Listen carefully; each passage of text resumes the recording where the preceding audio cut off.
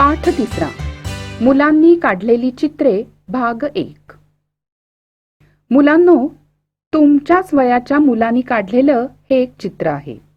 चित्राचं नीट निरीक्षण करा आणि काय काय दिसतंय ते सांगा.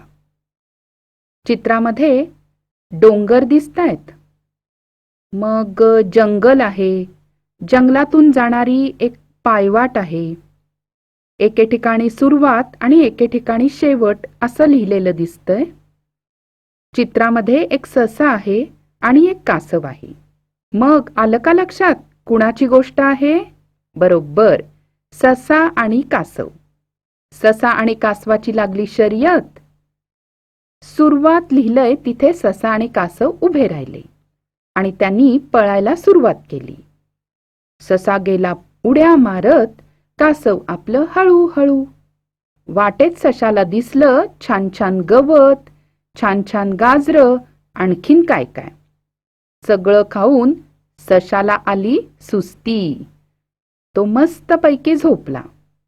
कासव हळू हळू हळू हळू हळू हळू पुढे आलं आणि चक्क शेवटपर्यंत पोचलं. मग आली सशाला जाग आणि तो आला धावत. पण काय, शर्यत कासवानी जिंकली होती. आता हे बघा दुसरं चित्र. हेही तुमच्याच वयाच्या मुलांनी काढलेलं आहे हं.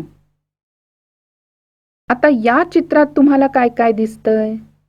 इथे दिसतंय की एक बादली आहे, एक हंडा आहे आणि नळातून पाणी टप टप टप वाहतंय आणि ते फुकट जातंय. आणि तिथे असलेली मुलगी म्हणतेय, पाणी वाचवा, जीवन वाचवा. मुलांनो, पाणी हे जीवन आहे. कारण पाणी मिळालं नाही तर आपण जिवंत राहू शकणार नाही.